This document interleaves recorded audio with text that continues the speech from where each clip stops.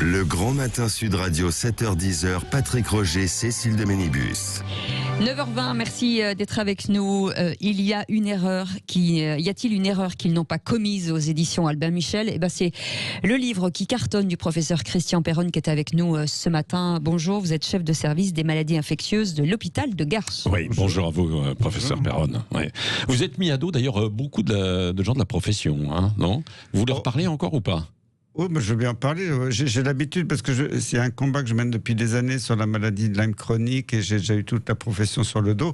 Alors, ce qui est paradoxal, c'est que moi, j'étais un homme du système. J'ai travaillé pendant 15 ans pour le ministère pour gérer tout un tas de crises sanitaires. J'étais président du collège des professeurs de maladies infectieuses. J'étais président de commission à l'agence du médicament, au conseil de la santé publique. Et là, aujourd'hui, je m'aperçois que le système est en train de dérailler. Et c'est pour ça que peut-être que ça agace mes collègues, étant complètement dans le système. Et avant, ils m'adoraient, ils m'élisaient comme président, et maintenant, ils disent Perron, il déraille. Oui, parce que vous accusez certains de vos confrères d'avoir privilégié les intérêts des laboratoires au détriment de la santé des Français. Moi, j'accuse personne. J'ai juste cité des faits qui sont publics sur Transparence Santé, certains collègues ont touché beaucoup d'argent dans la dossier pharmaceutique et se permettent de prendre des positions publiquement dans les médias, voire siéger dans des commissions au conseil scientifique de l'Élysée ou au conseil de la santé publique, alors normalement, c'est totalement illégal. Au Conseil de la santé publique, je l'ai présidé pendant 15 ans, les commissions. Bon, avant, ça ne s'appelait pas le Haut Conseil, ça a changé de nom en cours de route, mais ça ne change rien. Il y a des chartes qui disent à chaque réunion, toute personne qui a un conflit d'intérêt majeur doit se retirer de la discussion, ne doit pas participer au vote.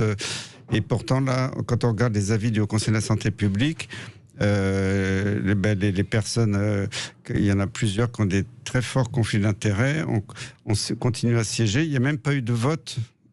Tout est illégal là-dedans. Il n'y a pas eu de vote, il n'y a pas eu de déclaration des conflits d'intérêts. Donc tout est en contradiction avec le fonctionnement normal du Haut Conseil. Et c'est sur le Haut Conseil de la santé publique, sur son avis, que Olivier Véran a dit par exemple la chloroquine est interdite. Donc il y a beaucoup de choses illégales et je ne comprends pas qu'on est en République. Il y a des règles et ce n'est pas respecté. C'est ça qui me révolte. Oui, mais vous parlez de règles et de non-respect. Vous dites aussi, vous dites que la procédure a pris le pas sur l'urgence. C'est-à-dire que vous reprochez au gouvernement d'avoir pris et d'avoir suivi des procédures qu'on exige naturellement. Et dans cette crise, vous dites, oui, ils auraient dû y aller sans même attendre justement la validation ou pas. C'est-à-dire que j'ai l'impression que vous dites l'inverse de ce que vous leur reprochez. Pas du tout, parce que moi, c'est moi qui ai écrit, avec des collègues, je n'étais pas tout seul, on a écrit le règlement intérieur, les chartes du Conseil de la santé publique et des procédures d'urgence qui sont tout à fait dans les textes. Vous savez, quand il y a des avocats qui ont attaqué au Conseil d'État en disant le Haut Conseil n'a pas respecté les règles, le Conseil d'État a retoqué ça en disant mais non, mais il y avait urgence sanitaire, donc il pouvait se passer des règles. C'est faux, puisque c'est écrit en toutes lettres. Moi, j'ai déjà été confronté à ça il y a des années quand j'étais aux manettes, je dirais. Un ministre pouvait nous demander un avis pour le lendemain. Et on faisait ça dans les règles. Si tout le monde ne pouvait pas se déplacer, on faisait une réunion par téléphone ou vidéoconférence. On envoyait un projet d'avis par mail le soir même. Tout le monde faisait des corrections et en quelques heures, c'était validé. Il y avait un vote, il y avait une déclaration des conflits d'intérêts. Tout ça se faisait dans les règles. Là, on est passé au-dessus de toutes les règles. Ça s'est fait comme ça, à la sauvette. Et si vous regardez les avis du Haut Conseil de la santé publique, il n'y a même pas eu de vote, il n'y a même pas eu de réunion de la commission. C'était un groupe de travail avec des membres du Haut Conseil, des membres qui n'étaient pas du Haut Conseil. Tout ça, c'est du grand n'importe quoi. Je ne comprends même pas comment le Conseil d'État peut cautionner ça. C'est totalement illégal. Oui. Et quand Olivier Véran dit les liens d'intérêt, c'est naturel, c'est normal. Non, les liens d'intérêt sont OK, j'accepte, mais pas les conflits d'intérêt. Si on a touché plein d'argent de l'industrie, et avec un sujet qui est à l'ordre du jour, on se retire. On n'a pas le droit de siéger, on n'a pas le droit de voter.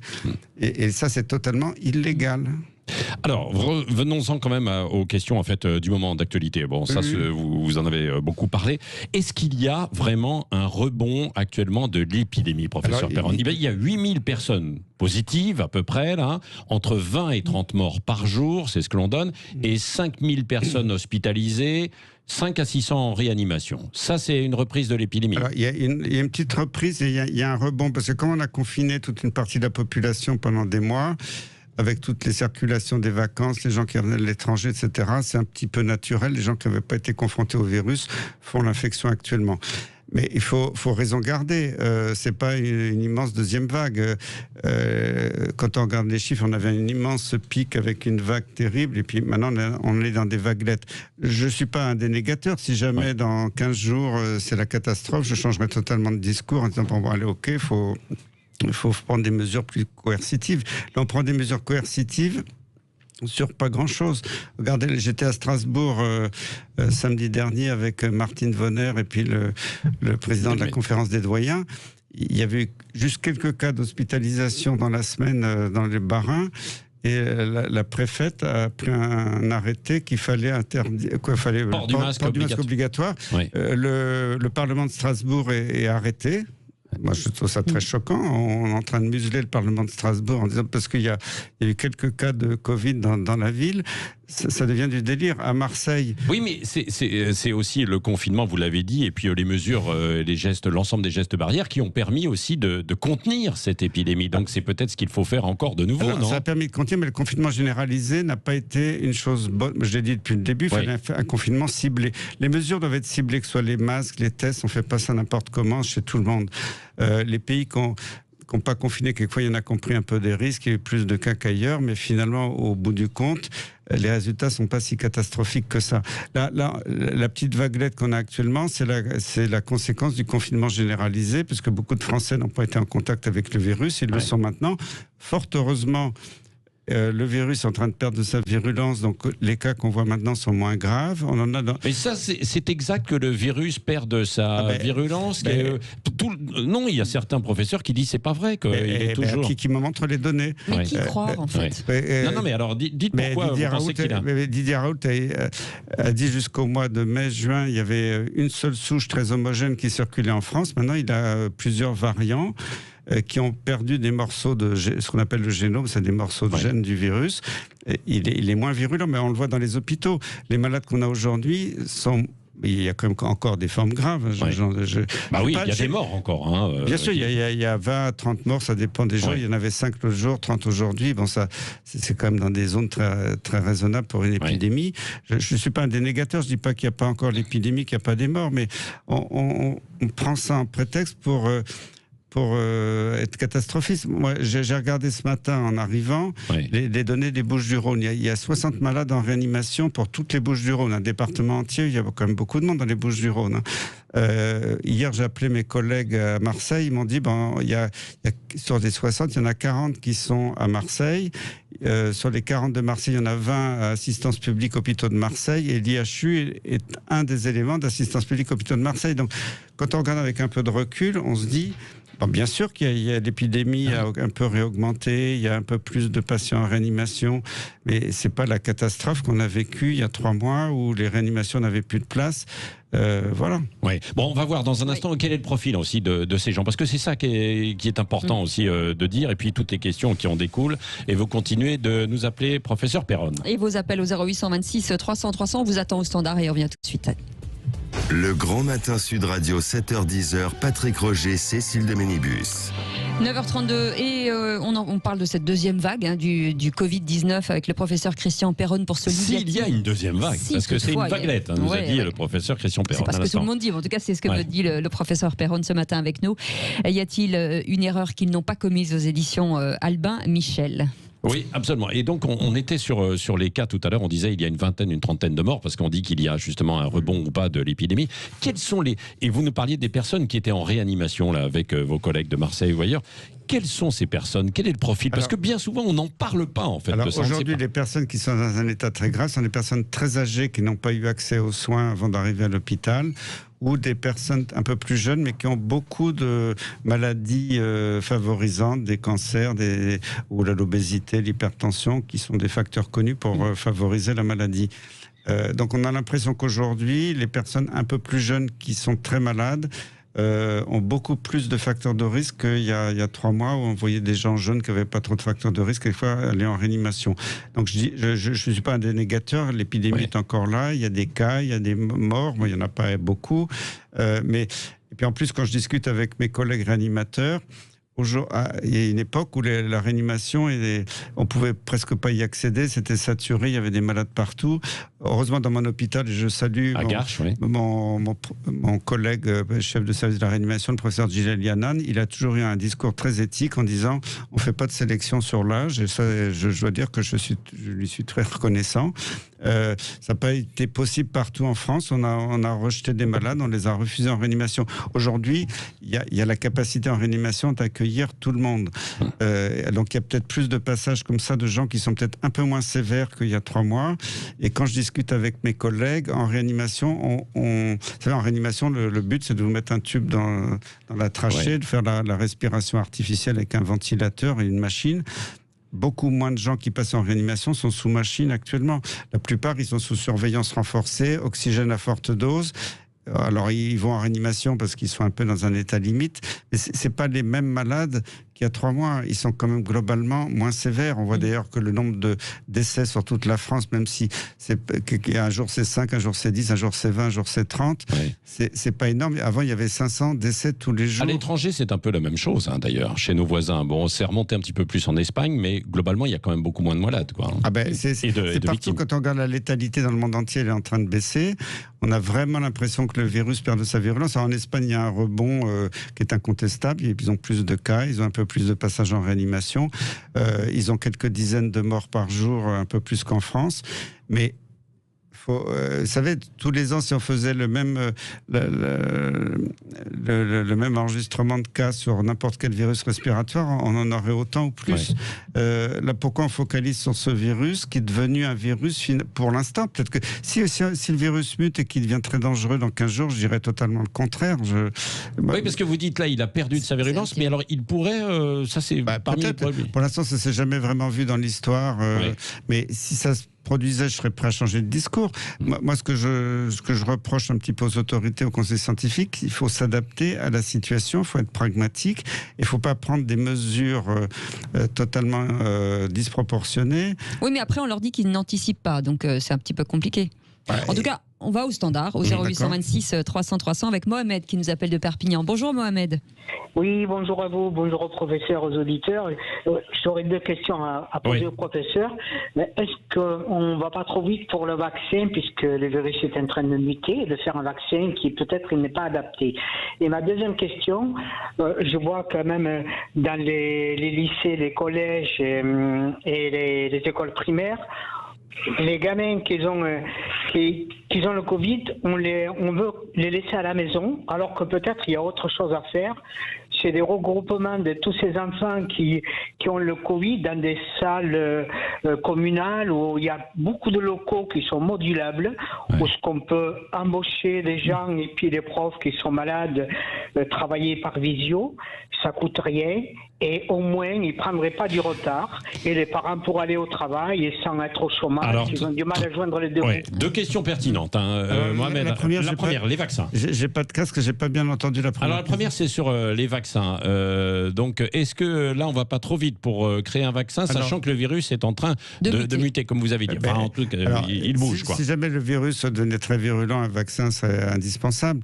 Mais faut raison garder. Je suis pour qu'on continue la recherche sur les vaccins. Je ne suis pas anti-vaccin. D'ailleurs, j'étais président du comité technique des vaccinations pendant 15 ans au ministère. J'ai toujours défendu la vaccination, donc on ne peut pas m'accuser de ça. Là, je dis simplement, vouloir imposer un vaccin fait à la va-vite en 3 mois, sans aucune sécurité, on ne sait pas trop comment il est fabriqué, etc., et avec des processus accélérés, le ministre qui nous dit que tout le monde sera vacciné au printemps. Là, pour moi, on est dans le délire, alors qu'il y a quelques dizaines, je suis désolé pour ces dizaines de morts, bien entendu, mais on n'a jamais comme ça imposé une vaccination à une population entière pour une mortalité aussi faible. Donc ça s'est jamais vu dans l'histoire. Donc, AstraZeneca a fait une pause, justement, voyant qu'il y avait quelques dangers. Parce qu'ils ont eu un problème majeur. Chez les, je suis très heureux que l'industrie pharmaceutique fasse une pause. Oui, mais quand on se mobilise aussi, c'est bien. Si Sanofi et d'autres se mobilisent. Je ne suis pas contre la mobilisation pour les vaccins. Je ne suis pas du tout anti-vaccinal. J'étais toujours, toute ma carrière, j'étais pour les vaccins.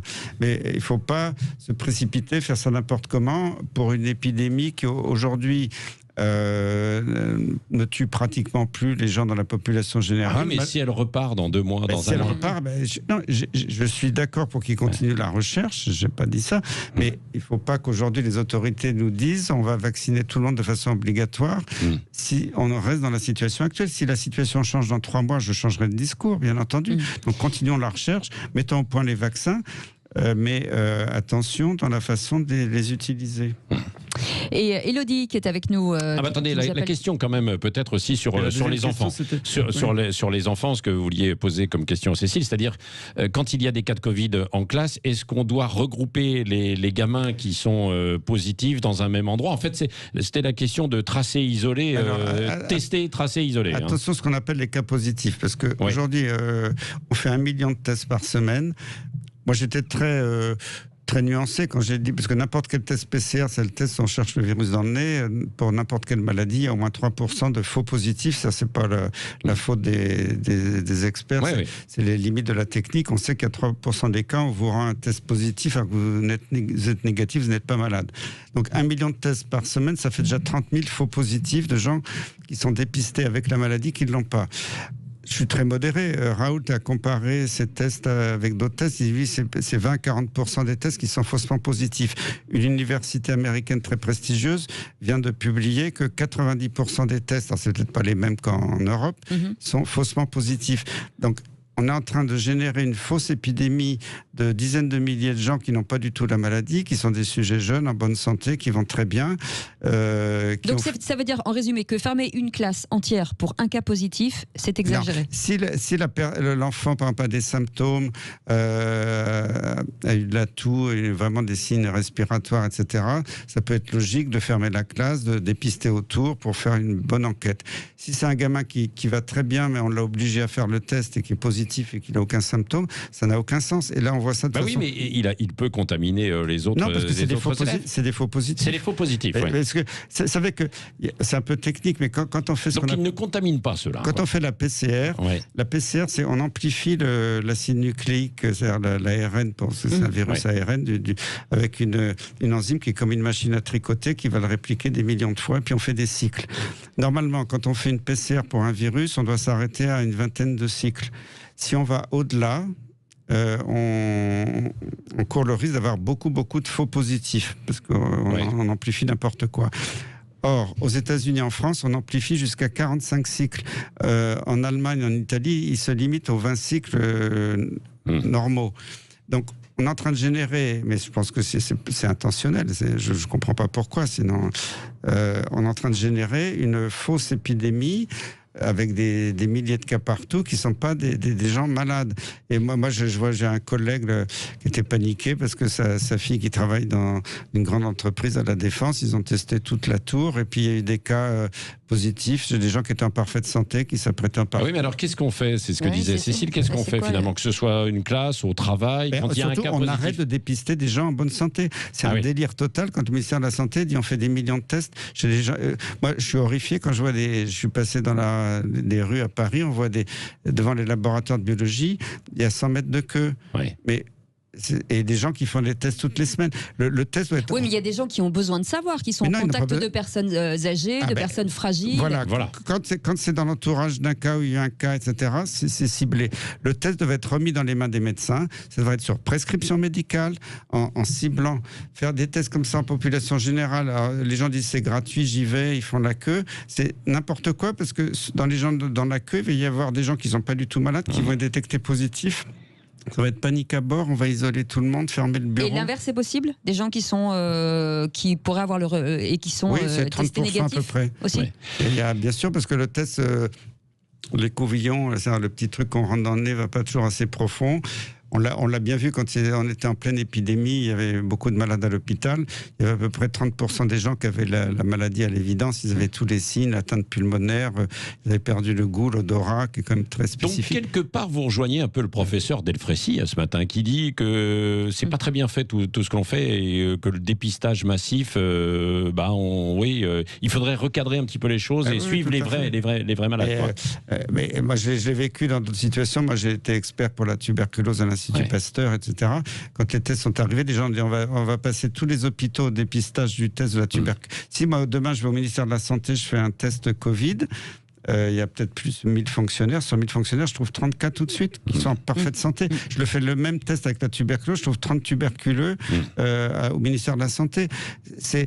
C'est totalement délirant d'un point de vue microbiologique, épidémiologique. J'ai toujours appris ça de mes maîtres en infectiologie. On ne fait pas des tests de dépistage massifs qui ont des faux positifs sur des populations en bonne santé. Ouais. Et ça, c'est juste pour instrumentaliser une fausse épidémie. Alors, je ne suis pas un dénégateur, l'épidémie existe toujours. Il y a toujours parce que là, on va vous accuser de complotiste. On va y revenir dans un instant. On va au standard. 0826 300 300 avec Élodie qui nous appelle de Carlepont. Et merci à Mohamed de nous avoir parlé. Oui. Bonjour Élodie. Oui, bonjour à tous. Bonjour professeur Perron. Je suis très contente de voir que c'est professeur Perron qui est là aujourd'hui. Oui. Donc je vais lui poser une petite question. Étant malade de la maladie de Lyme, ayant transmis à mes enfants la maladie de Lyme, aujourd'hui je me pose beaucoup de questions justement par rapport au coronavirus. Donc j'ai 2 enfants qui sont scolarisés en collège et en lycée. Donc ils sont masqués toute la journée. Le dernier est en CM2, donc je lui demande de porter le masque parce que j'ai peur qu'il attrape ce virus en plus de sa maladie de Lyme. Par contre, à la cantine, plus de masque, plus de distanciation sociale, tout le monde sont tous les uns sur les autres. Ça veut dire quoi? Que les institutions scolaires, le virus ne va pas à la cantine. Je me pose beaucoup de questions par rapport à ça. On ferme des écoles. Est-ce que c'est vraiment, comme il disait tout à l'heure, je ne vais pas le faire répéter, mais est-ce que c'est vraiment nécessaire? Est-ce qu'il faut vraiment que nous, parents, on ait peur? Est-ce que ça peut avoir un impact sur des personnes comme nous qui ont déjà un système immunitaire fragilisé? Et est-ce qu'il faudra qu'on se vaccine? Parce que si un vaccin sort pour le coronavirus, est-ce qu'on aura un intérêt à se vacciner par rapport à nos pathologies qui sont là déjà depuis des années? Oui. Alors le professeur Perron, je le précise au passage, qui est grand spécialiste de la maladie évidemment de Lyme, donc qui a écrit un livre dessus. Oui, absolument. Oui. Alors moi je rassure Élodie. Je rassure Élodie. D'abord, les enfants font très peu de maladies sévères. Il y a eu quelques cas qui ont été médiatisés avec des enfants qui ont fait des formes graves, mais c'est rarissime. Et même la maladie de Lyme n'est pas forcément un facteur favorisant de faire une forme grave de Covid. En revanche, ce que j'ai vu, moi, dans mes malades de Lyme, puisque j'en suis beaucoup, ils m'ont écrit, ils m'ont téléphoné, parce que moi, j'utilise beaucoup l'hydroxychloroquine pour la maladie de Lyme chronique, une molécule merveilleuse qui marche sur des bactéries, des parasites, des virus, et ça marche très bien. Moi, mes malades qui ont été sous hydroxychloroquine pendant la pandémie, ils ne sont pas tombés malades, contrairement à d'autres. D'ailleurs, il y a maintenant des publications internationales qui confirment ça. Donc moi, je suis pas inquiet pour les enfants dans les écoles. Il peut y avoir de la transmission de virus, mais ils ne font pas des formes graves. Bon, voilà, on va continuer dans un instant. Parce qu'on a encore des appels au standard. Des appels au standard, et puis il y a beaucoup de questions, notamment sur Big Pharma, justement. Et puis, parce que vous dites, on veut instrumentaliser. Qu'est-ce que vous voulez dire par là, professeur Perron? Vous allez tout nous dire dans un instant sur Sud Radio. Nous sommes ensemble jusqu'à 10h. Il est 9h47. Ce matin, Sud Radio, 7h-10h, Patrick Roger, Cécile de Ménibus. 9h50 et on continue ce matin avec le professeur Christian Perron qui est avec nous. Y a-t-il une erreur qu'ils n'ont pas commise concernant la gestion du Covid-19? Et vous continuez de nous appeler 0826 300 300. Oui, et c'est Karine, c'est ça qui est avec nous? Karine qui est avec nous, qui nous appelle de Levallois. Bonjour Karine. Bonjour Karine. Oui, bonjour à tous et bonjour au professeur Perron. Merci d'avoir le courage de vous opposer à la doxa et de partager vos connaissances avec nous. Je me permets de vous poser 2 questions. On parle peu des personnes qui ont eu la maladie, qui ont développé le Covid et des séquelles et de ce qu'il en sera donc à venir. C'est-à-dire, est-ce que vous voyez aujourd'hui des personnes, parce que moi j'entends certains généralistes, j'ai eu l'occasion de parler avec des médecins généralistes et qui disent qu'ils voient des malades qui ont d'abord des formes bénignes et puis qui reviennent et qui font des rechutes. Alors est-ce que ce sont des recontaminations? Est-ce que ce sont des rechutes dans le sens où le virus resterait finalement à l'état latent dans le corps encore et serait réactivé dans certaines circonstances. Est-ce qu'on le sait maintenant de façon certaine ou pas? Est-ce que finalement ces personnes vont développer des formes chroniques parce que des organes ont été attaqués, endommagés de façon irréversible? Ça, c'est votre première question, Karine. Première question. Et deuxième question, justement pour aider, entre guillemets, les médecins généralistes à établir leur diagnostic, parce que de plus en plus, il y a une sorte d'écran de fumée avec ce Covid qui, effectivement, angoisse quand même pas mal de monde. Et du coup, je veux dire, ils en oublient les autres pathologies. Tout est finalement regardé à travers le prisme d'un Covid possible. Est-ce qu'il y a des bases de données maintenant sur les tableaux cliniques qu'on peut observer dans les différents hôpitaux pour savoir voilà, quel type de symptômes les patients peuvent développer? Est-ce que, par exemple, il y a des formes d'attaques digestives sur les organes digestifs importantes ou pas? Alors, ma question, effectivement, sur les séquelles, professeur Perron. Ce qu'on appelle le syndrome post-Covid est très fréquent, parce que moi, j'ai eu des témoignages de beaucoup de collègues dans les hôpitaux en France. Ils sont envahis dans leurs consultations de milliers de gens qui disent: j'ai eu le Covid, bon, ça s'est pas trop mal passé, j'ai survécu, mais maintenant je suis une loque, je peux plus travailler, j'ai mal partout, j'ai des problèmes de concentration, de mémoire. Alors, ce qui est très curieux, c'est que c'est exactement les mêmes symptômes que la maladie de Lyme chronique. Alors, tous ces symptômes chroniques, c'est pas la maladie de Lyme. Maintenant, je suis en train avec des collègues au niveau international, on a créé un petit peu le terme de crypto-infection. On est tous porteurs de bactéries, de virus, de parasites qui dorment, qui se réveillent, dont la borrelia de la maladie de Lyme, qui génère plein de troubles dans le corps. Donc moi, c'est ma conviction depuis des années, parce qu'on a vu pareil après la mononucléose infectieuse, le cytomégalovirus, le chikungunya, la dengue, le paludisme, des gens après une maladie aiguë qui guérit ont ce syndrome chronique, donc qui n'arrivent pas à se sortir. Et quand on regarde, eh bien, on voit que c'était montré pour les syndromes post-chikungunya, que l'hydroxychloroquine les améliorait beaucoup. Alors ça avait été abandonné parce que certains médecins avaient vu que les gens s'aggravaient au début sous hydroxychloroquine, parce que dans la maladie Lyme, c'est très connu, un produit qui marche aggrave au début. Oui. Ça avait été abandonné. Donc moi, je suis convaincu que tous ces syndromes post-Covid sont le réveil d'infections différentes. Le virus n'est plus là. Mais après, moi, si je dis ça, on va dire, mais tout ça n'est pas prouvé, je le reconnais, il faudrait faire des bonnes études, que les gens aient l'esprit ouvert pour accepter ce concept qui s'est montré à plusieurs reprises. Après, sur la deuxième partie, c'était sur les tableaux, en fait. Les tableaux un petit peu atypiques, et la preuve de tout ça. Malheureusement, quand on a la maladie aiguë prouvée par la radio, la perte de l'odorat, du goût, les tests dans le nez peuvent être pris en défaut dans 20-30% des cas. Donc on n'a pas toujours la preuve virologique, mais on a la preuve clinique. Après, il y a beaucoup de tableaux atypiques. Il y a des gens qui n'ont fait aucun problème respiratoire, qui ont eu mal au ventre et de la diarrhée, d'autres qui ont eu des troubles bizarres à droite à gauche. On est en train de découvrir tout ça, donc le tableau n'est pas uniquement le tableau de l'infection respiratoire et de la pneumonie. Il y a d'autres choses. Alors pourquoi vous dites, avec les dépistages et la stratégie actuelle des autorités, qu'il y a une instrumentalisation? Vous l'avez dit tout à l'heure. Mais comment? C'est-à-dire politique, des labos, de qui? Parce qu'on veut faire peur aux gens pour leur imposer le vaccin, moi je pense, parce que je ne dis pas que l'épidémie est terminée, elle est toujours là, je ne suis pas un dénégateur, il y a des morts, il y a des gens en réanimation, mais je suis entièrement d'accord, mais quand on regarde les chiffres, il ne faut pas non plus perdre sa raison. Mais quand on nous annonce un nombre de cas totalement irrationnels, c'est uniquement des résultats de tests qui ne sont pas fiables. C'est tout ce que je dis. Oui, mais il faut quand même, pour toute maladie, on essaie de chercher un vaccin. C'est normal, parce que vous-même, vous l'avez dit tout à l'heure, on n'est pas à l'abri que le virus devienne par la suite plus méchant. Mais je suis d'accord pour la recherche sur le vaccin.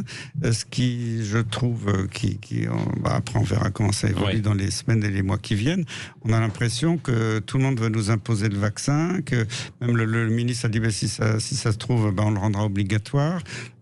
Alors avec des vaccins qui n'auront même pas le temps d'être évalués correctement, parce que le vaccin grippal, quand il y a eu la pandémie, c'était très différent. Des vaccins grippaux, on en fabriquait depuis très très longtemps. Donc les industriels savaient comment fabriquer un vaccin antigrippal. On l'a adapté à la nouvelle souche. C'était pas une révolution. Là, on n'a jamais fait de vaccin contre le coronavirus. C'est un truc tout nouveau. Donc il faut développer des nouvelles techniques. Il faut vérifier la tolérance, etc. C'est beaucoup plus long que prévu. Ça se fait pas en 3 mois. J'ai jamais vu faire ça en 3 mois. Oui. Donc, oui, mais heureusement que les labos travaillent et mènent justement, font de la recherche là-dessus. Ça, vous n'êtes pas contre. Je suis pas du tout contre. Oui.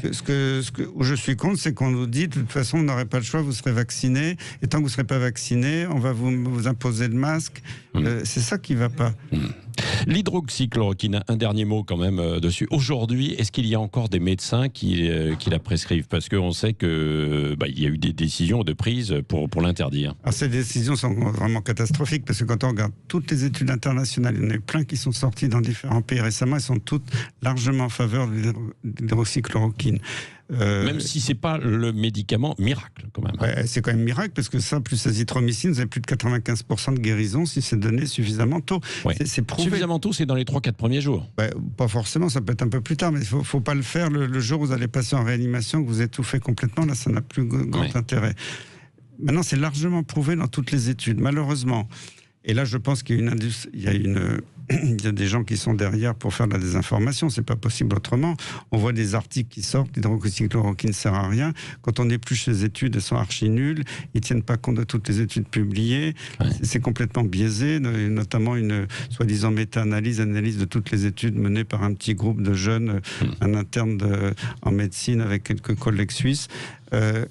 C'est du grand n'importe quoi, ces études. Malheureusement, elles ont été publiées dans des journaux qui ont pignon sur rue. Et ça fait des dégâts.